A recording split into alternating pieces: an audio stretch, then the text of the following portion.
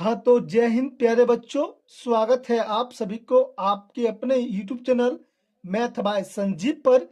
तो आज के क्लास में हम लोग पढ़ने वाले हैं क्लास 10वीं का प्यारे बच्चों मैथ प्रश्नावली 12.1 का प्रश्न संख्या हम लोग 4 और 5 प्रश्न को हम लोग सॉल्व करने वाले हैं।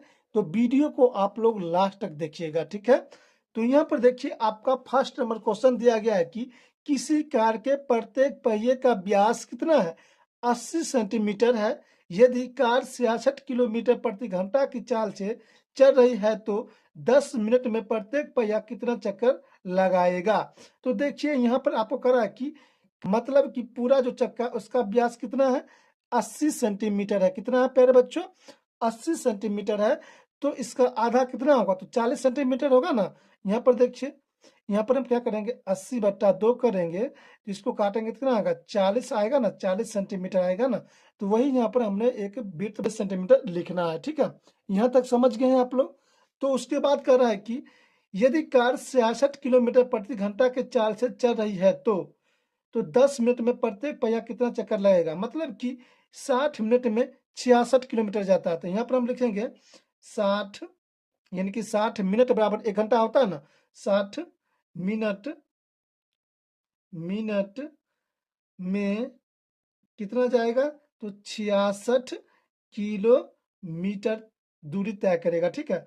तो 1 मिनट में कितना करेगा, तो हम यहाँ पर लिखेंगे 1 मिनट में कितना होगा, 66 बट्टा कितना 60। 1 मिनट में कितना सेकंड, 60 सेकंड होता है ना। तो हम यहाँ पर लिखेंगे 66/60 किलोमीटर लिखेंगे। क्या लिखेंगे, किलोमीटर लिखेंगे, ठीक है। उसके बाद लिखेंगे, उसके बाद का क्वेश्चन, तो 10 मिनट में प्रत्येक पहिया कितना चक्कर लगाएगा। तो हम यहाँ पर लिखेंगे 10 मिनट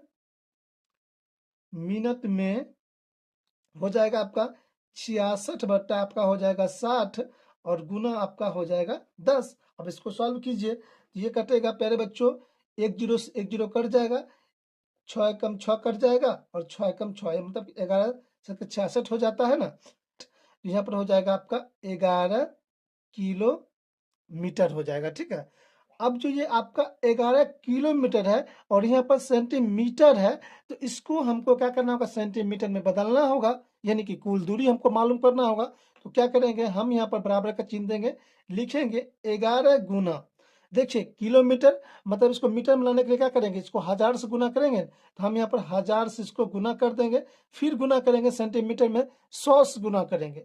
तो यहाँ पर 100 से गुना करेंगे और ये सभी को हम गुना करेंगे तो ये हो जाएगा 11 और 11 पे क्या शून्य हो जाएगा, 3 2 5 को शून्य, 1 2 3 4 5। ये जो आपका आ गया क्या, सेंटीमीटर आ गया, इससे ठीक है। इतना तक समझ गए हैं आप लोग। ये आपका क्या हो गया, ये आपका हो गया, ये कुल दूरी इसका हो गया, क्या हो गया, कुल दूरी हो गया है। हम यहाँ पर लिखेंगे बराबर चिन्ह देकर कुल दूरी लिखेंगे हम, क्या कुल दूरी हम लिखेंगे 11 पर क्या शून्य 5 को, 1 2 3 4 5 सेंटीमीटर लिखेंगे, ठीक है। इतना तक समझ गए हैं आप लोग। प्रत्येक पहिया कितना चक्कर लगाएगा, तो अब यहाँ पर आपको बनाने के लिए करना होगा, तो मतलब कि वृत्त का क्या होगा, मतलब कि वृत्त की परिधि, मतलब कि आपको पूरा वृत्त का परिधि ज्ञात करना होगा।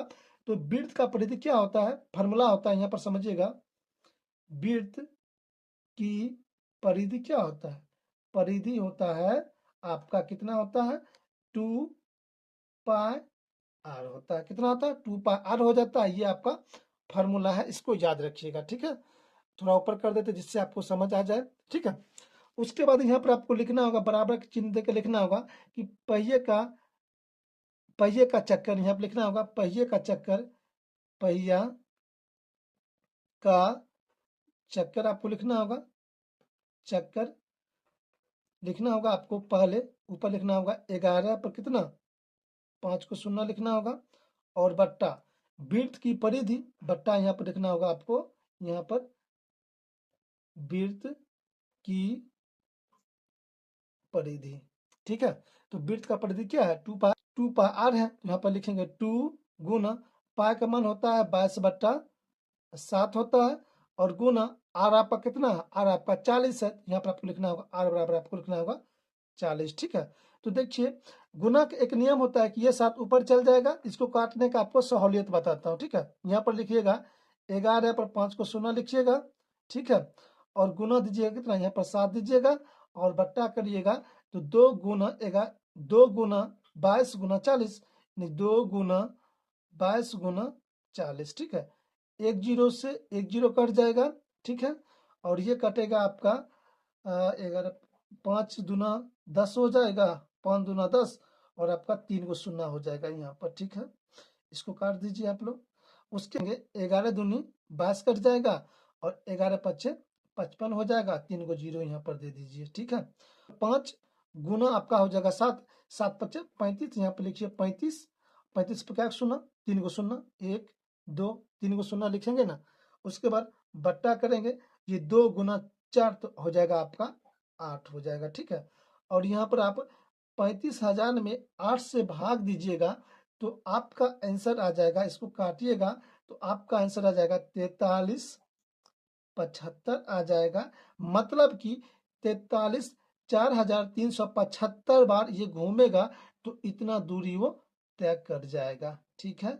यहाँ तक समझ गए और यही हो जाएगा इस प्रश्न का राइट आंसर। आई होप कि आप लोग इस प्रश्न को बहुत ही अच्छे तरीका से समझ गए होंगे, ठीक है प्यारे बच्चों। अब हम लोग चलते हैं अगला प्रश्न की ओर चलते हैं। 5 नंबर प्रश्न है आप लोगों का, ये आपका ऑब्जेक्टिव का आपका क्वेश्चन है, समझिएगा इसको।